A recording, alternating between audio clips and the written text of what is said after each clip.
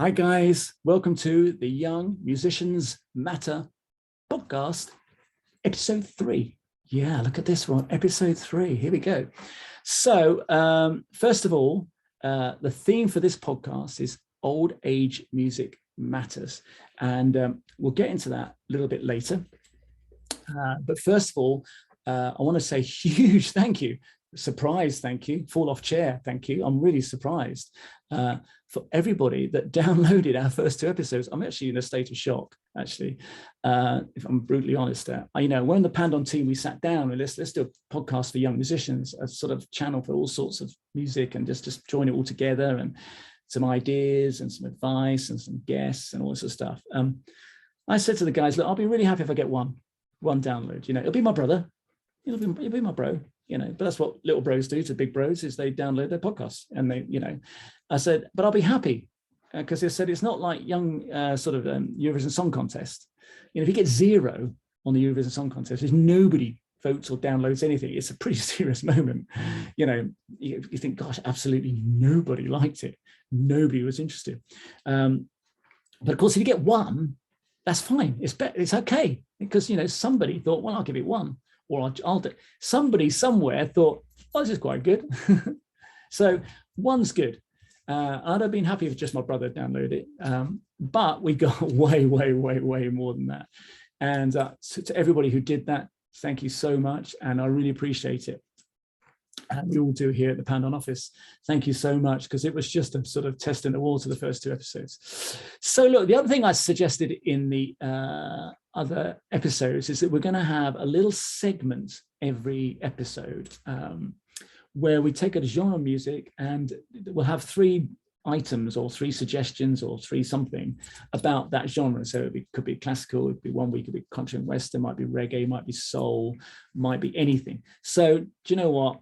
Anybody who knows me, the first segment is going to be hard rock. Okay, because anybody who knows me, I love my classical music, but by God, do I love my hard rock. And the 3 things I've chosen, 1, 2, 3 suggestions, if you're into hard rock music, or you want to get into hard rock music, or you're just interested, are 3 biographies, okay, or if you like, of a band or a person. And I really recommend all young musicians, well, everybody really, to buy biographies. Just get biographies and read them. I'm fascinated. I've got loads up above me on the wall here. I've got so many rock biographies. It's ridiculous. But I've also got all sorts of things. Get actors, get sportsmen and women, get people who climb mountains. I've got astronauts. I've got everything. Yeah, all sorts of things. I've even got Alan Titmarsh as a gardener. I've even read his, for goodness sake. Because you find out about people's lives, and very importantly, how they get to the place they get to. How do they get to where they got to? And also, really importantly, you'll see how they it wasn't all up and up and up and up. They had, some of them hit rock bottom and really thought, nearly gave up, nearly stopped, nearly all sorts of things. And you learn how people cope with adversity, how they show resilience, belief, vision and determination, all these sort of things. So get biographies. So starting off this segment, hard rock, is 3 biographies, going 3rd, 2, 1. Yeah.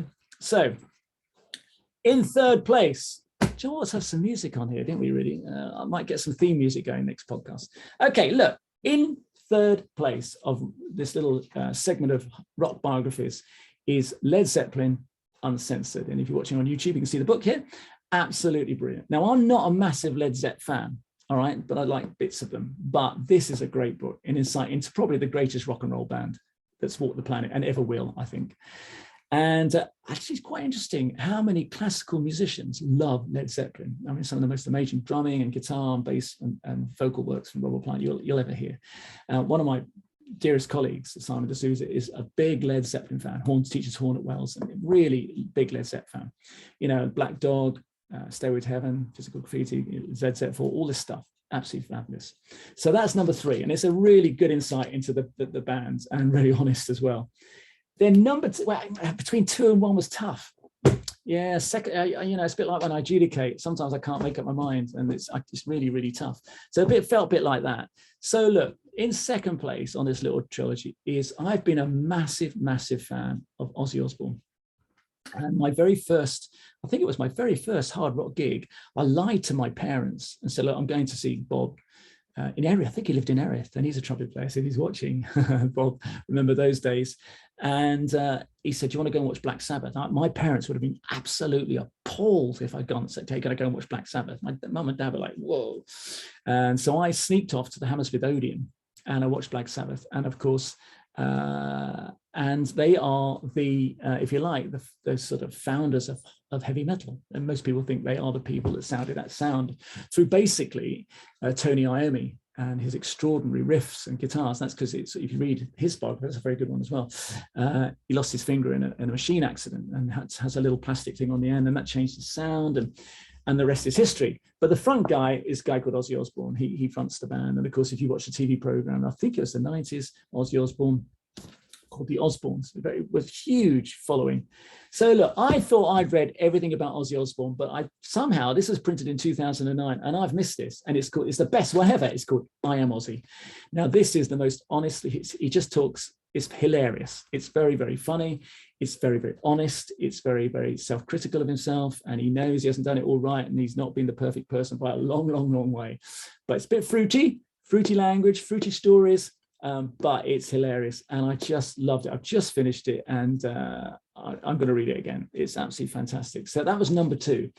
Now, if you're a hard rock fan and heavy metal fan like I am, there is actually, I thought about it, there's only one biography book that you can put as number 1, and that's this one. It's Motley Crue, The Dirt. Now, this is about probably the most outrageous hard rock heavy metal band of all time. And the guy who played in bass with them is a guy called Nicky Sixx. And he wasn't the greatest bass player, but he had just young musicians you're thinking about. He had a vision. And the stories in here, again, very fruity stories, very fruity language. And by gosh, did they live life. And the interesting thing about all these 3 biographies and these bands is most of them, I think, apart from John Bonham, is still alive. And how they're all alive, I don't know. But it wasn't all plain sailing. It wasn't all rock and roll stardom. They had real downers, real problems to face. And do you know what? Ozzy once toured with Motley. Can you imagine Motley Crue and Ozzy on tour together? What that was like. So there we are. There's 3 biographies I really recommend if you're into hard rock and you haven't read them. And number 1 winner is The Dirt. And of course, The Dirt is a brilliant film on Netflix as well, which I've watched about 20 times. Brilliant. I actually, if you're a Motley Crue fan, they love it. Some critics didn't like it, but they didn't know what they're talking about. Okay, so there you go. So look, old age matters. Old age music matters, sorry. Now look, the best way to start is my father is 91 now, and about 6 years ago, I think he had a stroke. Just woke up in the morning, just felt a bit weird. And my father was an amateur pianist. He really wanted to be a concert pianist, but he couldn't make it really. Self-confidence, he didn't believe in himself. He had a teacher took him right back to square one when he was 18 and just kind of wrecked his confidence really. But the other love of his life was words. He absolutely adored words for everything. And we were brought up that words were important. So if I came down from practice and I said, oh, Dad, that's a really hard piece. He'd do this. I said, that's hard. What you're trying to do is difficult. And he hated me using words like got and get. Wasn't allowed, Paul said, don't use got and get, find better words than that, a bit sort of short and brutal. And so he loved the language. He loved it, and he read it, and he wrote poems, and he wrote poetry, and he wrote short stories, and he wrote plays for children, and he wrote just endless. And his ambition was to be a published writer. And he didn't do it until now. 90, his books are finally published. You can get them on Amazon. Donald Dennery, Pandon, we've published them. It was one of our big missions. You get his short stories and his poems just about to come out, and his poetry. So he has made it. Unfortunately, at 90, he doesn't really aware. So after his stroke, life very cruelly took words away from my dad, bit by bit. So if you're going to take anything from my dad, don't take words. I mean, it's just the worst thing you can do. But life did that. So eventually he couldn't, because of his stroke, he couldn't write. It became too painful. So he was unable to write again. And then he couldn't tap on a laptop anymore. And if that wasn't bad enough, he lost his eyesight, couldn't read. So he can't read anymore. And what's so awful is that his hearing's going now. So he can't even hear words very well. And he lives in this fantasy world. He's bedridden. And he just can't get out of bed. And you just think, gosh, this guy's worked all his life and been a fabulous teacher. He's given to children, he's given to everybody. Why take words? Why don't you take something else? Why take words from somebody when it's for me, it's quite distressing. And I saw him about 4 or 5 weeks ago when he was sitting in the garden at the care home. And of course, if you see your dad, I remember him all sort of upright and jolly, like, you know, hey, Paul, how's the music? And always showing an interest in art. He loved art and creative stuff. And I said to him, Dad, and he's sort of leaning forward, he's dribbling, and, you know, he's just kind of just see your dad, and he's just, God, it's just bizarre. It's like a different person. But I said, do you have a good week, Dad? And he said, yeah, I've had a really good week, because the highlight was 2 young ladies came in and sung to some backing tracks, what he called them tapes. And he said, it wasn't my sort of music. He's not really into the pop stuff at all. And but he said, I really enjoyed it, and I thought they had lovely voices, and it was a highlight of the week. So I didn't think too much of this, and I just went away and thought that was nice and didn't give it much thought, really. And then a few weeks ago, I was asked to conduct the local brass band, which is the Wells City Band. And hey, can I give a big thumbs up to all the professional brass players who go back to brass bands and either play or conduct them. You know, it's a big thing in the brass world. And it's just, you know, if you look at just the local bands around here, down at Midsummer Norton, the Sykes family are doing, Joe Sykes doing a great job down there. Over at Sherborne, Dave Sheed, who's played London Festival Orchestra with me, is doing Sherborne. Paul Kosh used to do that, and Dave Bertie I did lots of gigs with, did Wincanton, and I know I'm doing Wells City. It's a big thing, and they're giving back, and it's brilliant. So I said, yeah, of course I'll do it. If I'm free on a Friday, I can rehearse, and if I've got work, I've got to put that first. So my very first gig 2 weeks ago was in a care home. That was the first gig I did.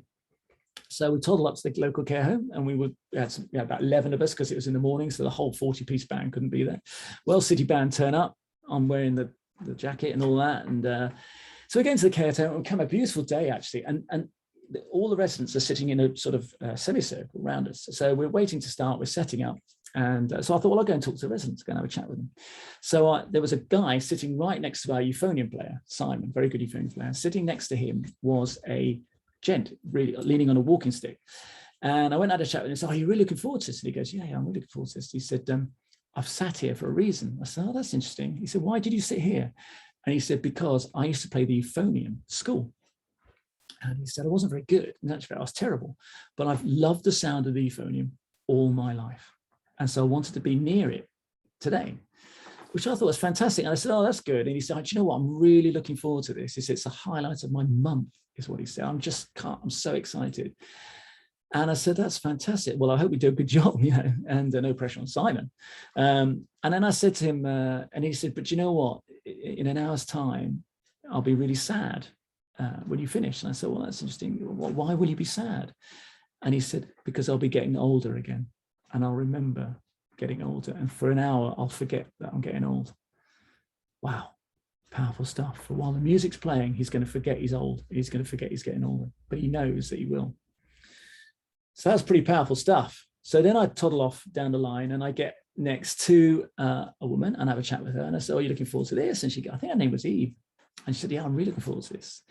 And she said, are you the conductor? And you go, yeah, of course I'm the conductor. Oh, yes, I'm the conductor of Wells City Band.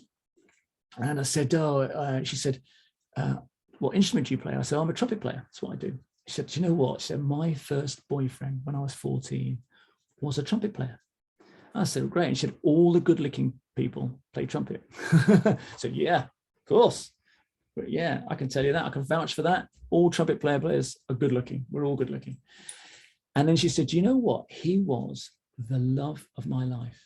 She said, we went out for a long time. And she said, I didn't marry him, but I did marry somebody else. And it was, you know, I had an okay marriage. It was nice. But she said, he was the one I loved the most. He was the love of mine. He was the person, she said, I wished I'd married. She said, he was just everything. And she said, I never stopped loving him. And she said, every time I hear the trumpet, I think of him. Wow. How powerful is that? You know, the love of your life is a trumpet player, and you still, every time you hear the trumpet, wow, music, how amazing is that? And the way she's saying, she said, I should have married him. You know, I think she even said I let him get away, and I shouldn't have done. So that was really interesting. So, and then I met the third one, where there's quite a few there, and she said, well, I'm a music teacher, and this is great because I used to love to get the children into brass music because it's so good. She said, I love brass music. It's going to remind me of when I'm a teacher, and I spent my whole life teaching music. So then we played, and we raised some money for Macmillan. We had a cake, and I bought cake, and we packed up. Now, as you know from the previous podcast, I will go home after every rehearsal, every gig, every lesson, I'll do it after this podcast. I will sit in the car on my own and self-analyze myself to ridiculous levels, to analyzing, do I say the right things? So when I got in the car after this, I was off to meet somebody, and I just started to get to, oh gosh, I should have spoken to every resident. I only spoke to 3 really. But then I stop self-analyzing the actual event. And it was very interesting. This is what came to my mind now, is I went to think, where the hell were you, Paul? Where the hell have I been for 40 years? Where have I been? Where the hell as a professional musician have I been? I've been into care homes twice in 40 years until then, I think I can remember. Where the hell have I been? Where have I not gone into care homes once a month and given my skills for half an hour or an hour? Where the heck have I been? And I'm absolutely appalled at myself. Actually, I'm really appalled at myself that I haven't done it. Play a bit of guitar, play some trumpet, I can play piano. I could have done so much. I could have gone in for half an hour once a month and done something, and I haven't. So I've made a vow to myself that I'll get in touch with all local care homes and say, look, I'll come in and I'll come and do some stuff, half an hour a month or twice a week. I don't care what it is. Where the hell have I been as a professional musician? I'm going to end up like that, and I'll be sitting there going, the love of my life, or I love the trumpet, or whatever. And where have I been? I've not done it. And I've got the skills to do it. So look, young musicians, I don't want you to do what I've done and not done it. I want you to do it. I'll get out into care homes, give half an hour a month to your local care home, phone them up, email them, say that I play the violin, or I play the oboe, or I play the guitar. I'll come in and entertain the residents for half an hour. And they will love it. Their care homes need this stuff. These old people are at the end of their lives. They've given everything. They've paid their taxes, they paid their national insurance, they've worked hard, they've brought up their families, whatever they've done. And this is the final moments of their life. And where the hell have I been? I mean, really, where's Paul Dennery been? Nowhere, absolutely nowhere for them. I've just forgot they're there. I mean, just carried on my life and not thought about it. And that's shocking. So young musicians, I want you to get out there, and I want you to get into the care homes and start to give to people. Look, you're not going to get a bottle of wine. You're not going to get a bunch of flowers. You're not going to get massive applause. You won't be in a lovely concert hall, all right? You're not going to get a fixer coming up saying, you're an amazing dude, I'll give you another 25 gigs. You think, oh, great, that's another, £2,000 or whatever. But yes, work. I'm going to do this because I work. I'm going to do this because I get paid. None of that's going to happen, right? You're not going to get anything out of it, but you will, because you'll learn to communicate better. Because when it's with the old residents, you've got to learn a different skill of communicating, which is what I did. And do you know what? It doesn't matter if you don't get anything out of it. Who cares whether you get anything out of it? Who cares if I don't get anything out of it? What you're doing is giving to these old people something very, very special. Like that chap said, for 1 hour, he forgot he was growing old, and at the end of his life, he forgot. That is brilliant. So young musicians, I want you to get out there into the care homes. I'd love you to do it and really change an hour in a week for a person. Just give them that skills. And you don't have to play Vinowski. You don't have to play the Tchaikovsky violin concerto. You don't have to practice the repertoire for 7 hours a day for about 10 weeks. Just play some pop tunes, play some tunes from the 50s, play just some melodies. You can download it for free, just play some Christmas carols. We play some hymns, the brass band, just anything, as long as it's music. And if you're a percussionist, take a few shakers and toys. You could do get them all doing all rhythms and all sorts of stuff. Okay, and look, Love Island, an episode of Love Island. What's that? 2 hours? 2 hours for Love Island? Give half an hour of that. Is all you've got to do to these old people, because we can't do what I do and just forget that they're lying there. Okay, so I really love to hear about that if you do it, and let me know. So that's it. Old age music matters. It really matters. Okay, so look, the last thing that we're going to do very quickly is the Pandon team. We decided to run a competition. How about that? So we had a big powwow. We all gathered around the table, which is about 2 foot by 2 foot, and in the office, and we thought, let's run a competition. So this has got a cash prize of £25. Which is about 10 Big Macs. Or if you want to give it to your local care home, or great, or buy the music, or use the 25 quid to buy some music to play. So look, I promised some guests coming in. So there are guests going to come in, and I've got 2 lined up. They've said yes, which is lovely. And they're not really interviews. We're just going to chat about their lives as young musicians. Now, they're not I wouldn't say they're household names. They're not Sir Simon Rattle going to walk in, or, you know, as I said, Mick Jagger in the last episode, you know, they're not going to walk in. But you would have heard their music on the television, on records, on recordings, on the radio. You'd have heard them play and not realized that they're playing. So you would have heard them play because they're at the top of their profession and they've done it.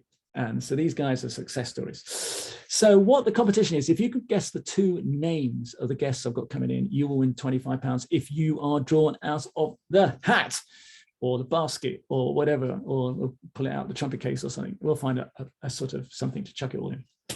And I'll tell you how to apply in a minute. Now, I'm going to give you 3 clues about each of the guests. So look, guest 1 is a very tall chap. Okay, he plays bassoon. That's probably does it. In his teenage young musician life, he played for the Western Youth Orchestra all the way through. Then I went to the Royal College, I think it was. And then he went on to be a professional bassoonist, taught in specialist music school, and ended up doing a lot of conducting of light music with such groups as the Bournemouth Symphony Orchestra and the Royal Philharmonic Orchestra. He's been to Russia, and he's big on these huge Bonn nights and ABBA nights. Brilliant, very funny chap, lovely heart of gold. Very, very good musician. So that's guest number 1. Okay. Guest number 2, also a lovely guy, heart of gold. Guest number 2 is the son of a Derbyshire miner, and he played euphonium, and he played all his life in the colliery band up until he was 18. Then he was telling me on a gig the other day, he said, and then he went, the first time he heard a string instrument live was when he went to college. He never heard of violin. And he played for the colliery band, and his dad actually sent him down the pit for a day, and then he said, he's never going to do that again. But he's a euphonium player, also plays trombone. And known to pick up, I've seen him play tuba on a gig as well. Lovely guy. He played euphonium on the BBC proms for years. Now, I'm not joking, he did it for years, okay? And he lives in Sherborne now, and he was head of brass at Sherborne School. So those are 2 guests. Get those 2 names to me, or to the Pandon office, and the first out of the hat, and we'll draw it on it. We'll find a moment to do it, and we'll get in touch, and you have won 10 Big Macs, 25 quid. Okay, so this is where you send anything to, and you can actually get in touch with me and say, Paul, stop talking, it's too much, or whatever what you want to, can you do this, or can we do that? And ideas, love ideas. We've had a few ideas come in now, which is great. Just send it in to Pandon Limited, it's PANDON Limited @gmail.com. You can do it like that. You can get me on Instagram, you can get me on Facebook, you can get me on Pandon on Facebook as well, you can get me on Twitter. So send a message saying, giving you the 2 names, the first person and the second, you know, it doesn't matter what order you want to do it in, the 2 names of those 2 people that are going to be the guests coming up. And I'm really looking forward to having them on, and we're going to have a good old chinwag about how they got where they got to through those young musician years. They're really important years. So that's it, guys. Old age music matters. Yeah, please don't do what I did. I'm ashamed of myself that I have not used the skills I've got to give much more to people who really, really need it. And you'll feel great for doing it, and you'll be doing a great thing. And lovely to see you. Thank you so much for listening in. If you're still with us and turned off, in which case you missed the competition, chance of winning 25 quid. Lovely to see you. Thanks for tuning in. And you know what? Most of all, be kind to you. Thank you.